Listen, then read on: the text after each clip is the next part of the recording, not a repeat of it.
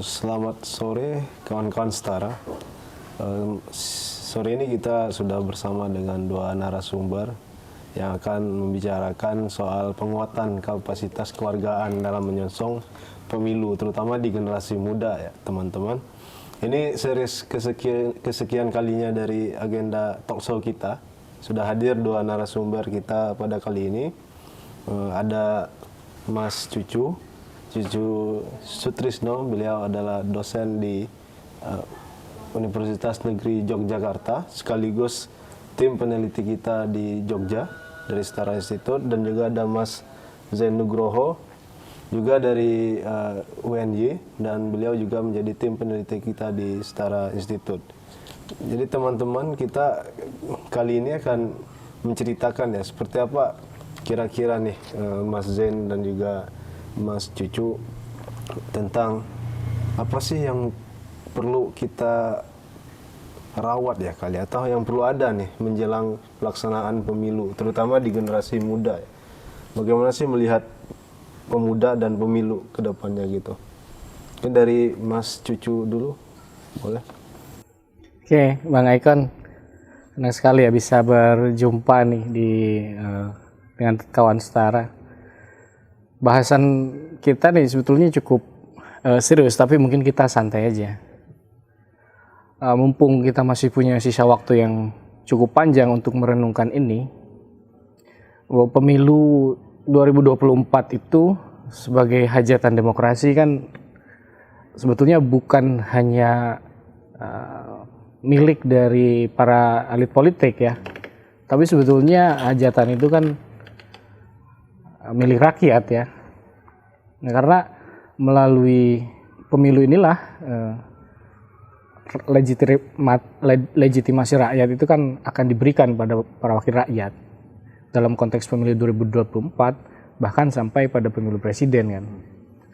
Nah, maka penting sekali ini untuk kita, terutama generasi muda, bisa memaknai dengan tepat dan menjalaninya dengan benar nih dalam konteks pemilu 2024 untuk bisa menguatkan demokrasi kita ke depan.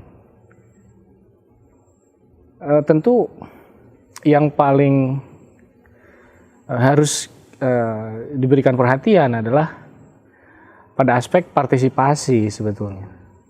Partisipasi warga negara. Terutama generasi mudanya ya, kita-kita ini ya. Selain karena kita sebagai penerus nantinya yang akan merasakan pahit getirnya kepemimpinan dan kebijakan dari pemerintah yang terpilih. Selain itu juga jumlah generasi muda ya, Bang Zain, itu cukup banyak juga dan bisa mempengaruhi arah dari hasil pemilu.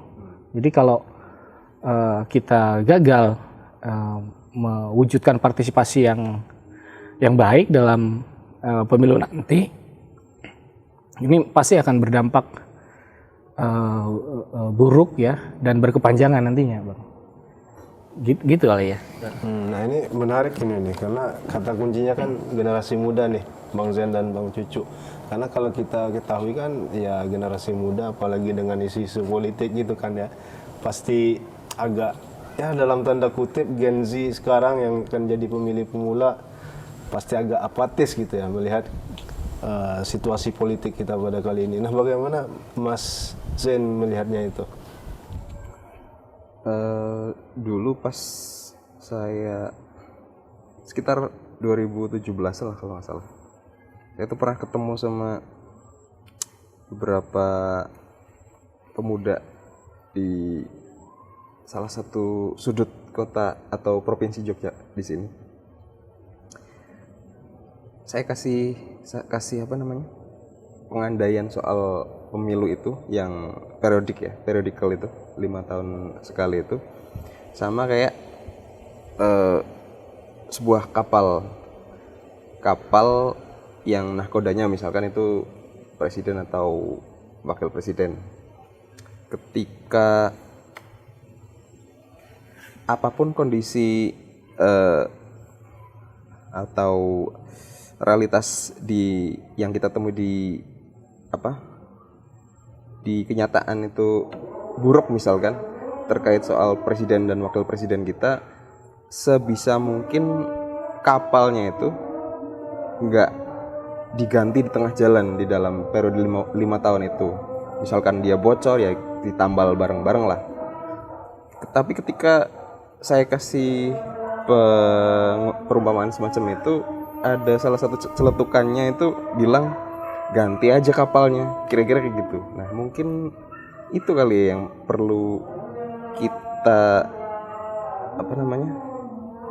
kasih perhatian secara khusus soal generasi muda, bahwa kita harus ikutin aturan main nih, nggak bisa main ganti di tengah jalan misalkan soal ke pemimpinan presiden atau wakil presiden, atau mungkin kalau di tingkat lokal ya pemerintah daerah misalkan. Kebetulan tahun depan kan pemilunya itu terpisah ya, walaupun dalam 1 tahun pemilu yang presiden wakil presiden itu bulan Februari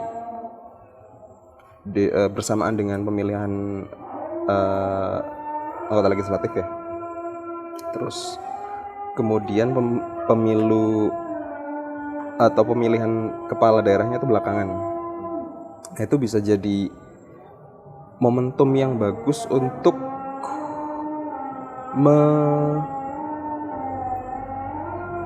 meningkatkan kesadaran, sekaligus bisa juga mencari celah peluang buat kita itu bareng-bareng untuk mengatasi celetukan yang tidak saya bilang itu soal anak-anak muda yang barangkali sekarang ini punya pola yang kemungkinan sama yang tadi dibilang, bahwa mereka punya kecenderungan apatis seperti yang Bang Icon bilang tadi, juga cenderung menggunakan kekerasan ya. Jadi dalam hal ini mungkin secara verbal terkait soal pilihan-pilihan yang diambil oleh orang lain tapi nggak disepakati oleh diri mereka sendiri misalnya. Nah ini ya, kalau dari sisi itu bagaimana sih kalau dari kawan-kawan terutama Mas Cucu dan Mas Zen yang mungkin secara latar belakang dari pendidikan kewarganegaraan gitu kan. Nah mungkin ada nggak teori atau perspektif tertentu untuk menghasilkan atau mengajak partisipasi terutama di generasi muda agar ya membangun situasi pemilu yang mungkin asik kali, yang barangkali menyenangkan gitu, dan juga nanti akan menghasilkan sebuah perubahan ya barangkali dalam tanda kutip gitu. Mungkin dari Mas Cucu seperti apa? Memang tidak mudah ya, tapi ya bukan alasan untuk menyerah. Nah, ini anak-anak muda ini apalagi dengan banyak obstacle sekarang di era digital ya, mereka lebih gandrung dengan dunianya sendiri tanpa kemudian kadangkala memperhatikan dunia di sekitarnya, termasuk dalam konteks politik ya. Itu sebetulnya bukan sesuatu yang ideal, tapi masih bisa kita usahakan supaya generasi muda ini lebih aware lagi dalam konteks politik, terutama pemilu 2024 yang sebentar lagi akan kita jalani. Tentu yang pertama harus dibangun ya anak-anak muda ini ya, potensinya kan besar Bang, dengan kecanggihan teknologi yang dikuasai, literasi yang juga bisa lebih bagus dari generasi sebelumnya. Itu potensi yang bisa dimanfaatkan dan diasah untuk membangun kesadaran yang lebih baik tentang peran dan posisinya sebagai warga negara dalam konteks pemilu, yang mana partisipasi dari warga negara itu sangat penting atau krusial banget untuk menopang terciptanya pemilu yang demokratis. Nah, tentu kita kan menyelenggarakan pemilu ini bukan hanya mengharapkan penyelenggaraan pemilunya secara formil terlaksana dengan lancar, tapi juga bagaimana pemilu yang ada ini kan bisa memuat ya adanya pencapaian-pencapaian kualitas demokrasi di sana. Dan salah satu yang sangat penting dalam konteks itu memang partisipasi. Nah, partisipasi warga negara dalam konteks pemilu itu kan partisipasi elektoral. Partisipasi elektoral itu ada dua tuh, ada yang konvensional dan non konvensional. Yang konvensional itu partisipasi warga negara atau kita di dalam memilih kandidat di bilik suara. Sampai pada titik kita bisa memilih itu kan bukan hanya berlangsung karena ikut-ikutan aja, karena FOMO aja, kan nggak gitu. Apalagi karena paksaan ya atau iming-iming dari pihak lain. Tapi terbangun karena kesadaran kita untuk mendukung atau menopang pemilu supaya demokratis. Nah, maka untuk bisa mencapai itu kan di dalam kita menentukan pilihan harus didasarkan pada hal-hal yang rasional, yang logik. Kenapa kita memilih satu kandidat tertentu? Nah, sehingga ada basis yang jelas kenapa kita memilih calon tertentu dalam pemilu.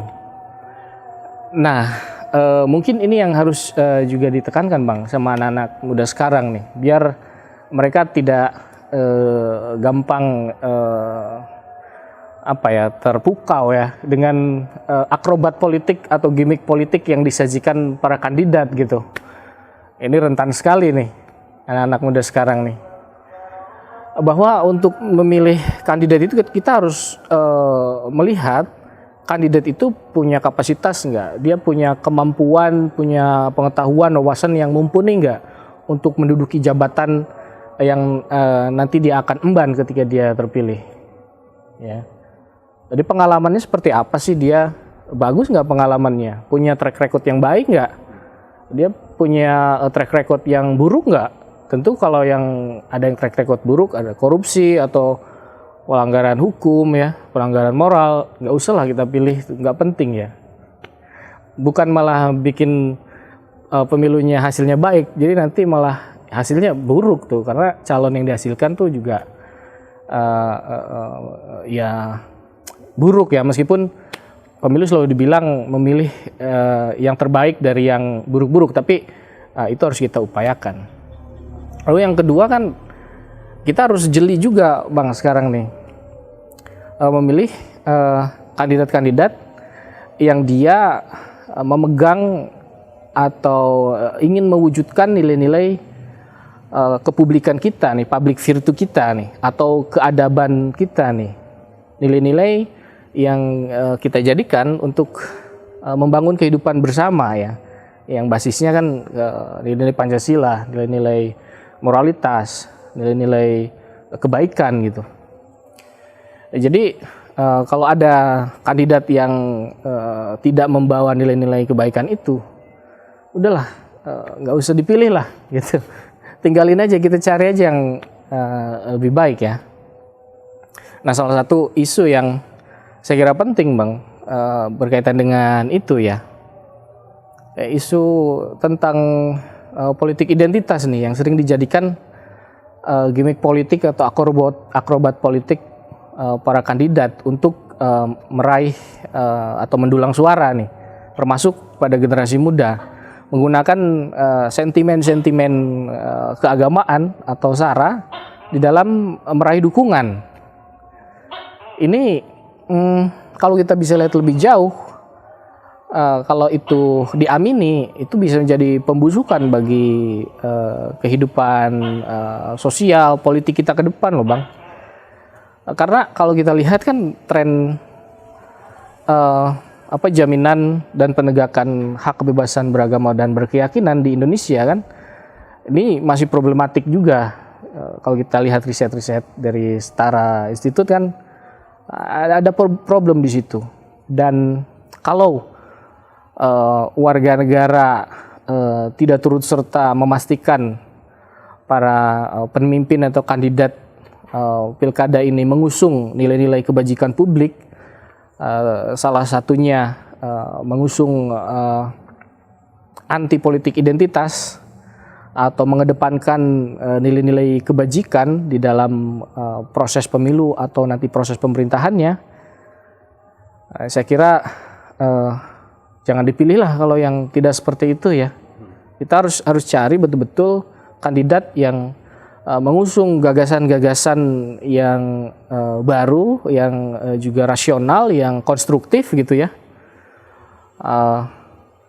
Tetapi juga mengusung nilai-nilai kebaikan dan anti politik identitas yang tentunya kita sepakat itu bisa memecah belah ya. Jadi hal-hal yang baik yang sudah pernah ada dalam pemerintahan sebelumnya, kemudian juga hal baru yang harus kita raih di masa kepemimpinan yang akan datang, ini harus menjadi topik yang diusung nih oleh para kandidat supaya kita bisa memilih kandidat yang mana yang betul-betul mumpuni untuk nanti memimpin atau menjadi wakil dari kita, Bang. Oke. Ya, jadi ya banyak hal ya tadi yang disampaikan lah. Kalau saya menilainya ya dari perspektif itu, karena kita awalnya berbicara pemilu nih ya, pemilu dan generasi muda. Dan dibahas soal tren pelanggaran KBB dan politik identitas.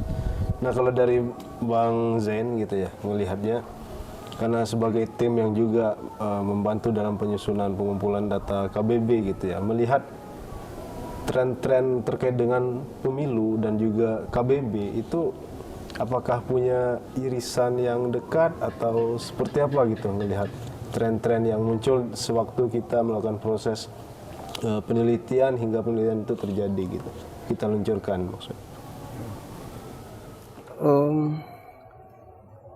Saya mau nyambung dikit dari yang tadi disampaikan Mas Cucu ya.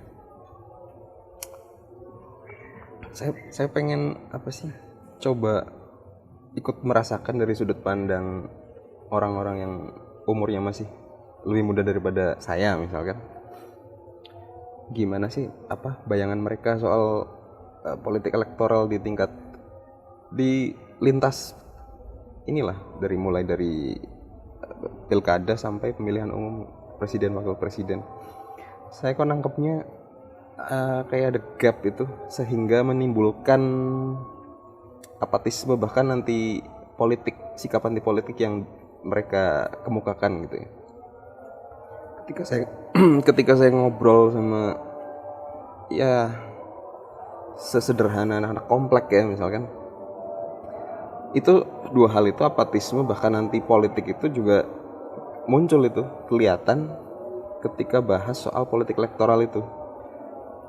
Saya ngebayangin gimana caranya biar mereka tuh bisa nggak kayak begitu itu, apatis sekaligus kayak nggak menghindari, benar-benar menghindari politik dalam kehidupan mereka. Saya coba ngebayangin itu mungkin bisa diberikan pendekatan yang beda secara psikologis untuk ngasih pemahaman ke mereka bahwa itu merupakan hal yang penting. Itu mungkin bisa ditempuh sama beberapa elemen di masyarakat ya, mulai dari harapannya sih dari keluarga ya, terus mungkin lanjut ke lingkungan di sekitar rumah mereka sampai sekolah misalkan. Itu bisa punya peran yang baik, yang terukur untuk memberikan pemahaman ke mereka. Kalau mereka itu misalkan masih sekolah ya. Kalau yang belum, yang udah sekolah, udah lulus sekolah ya, peran keluarga atau di masyarakat misalkan, terutama masyarakat paling, untuk memberikan pendekatan yang bisa mereka terima. Saya ngebayanginnya seperti itu ya. Mungkin implementasinya itu, praktiknya itu sulit juga sih saya ngebayanginnya, biar nggak ada gap yang terlalu jauh sehingga menimbulkan apatisme dan sikap anti politik itu tadi. Terus tantangannya tadi yang saya mau bilang itu ada politik uang.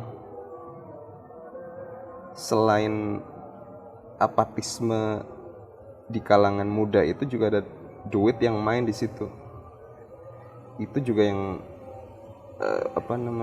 harus kita atasi bareng-bareng. Lalu soal pemilu dan tren KBB saat ini, saya kira senada sih sama yang disampaikan oleh Mas Cucut tadi soal politik identitas.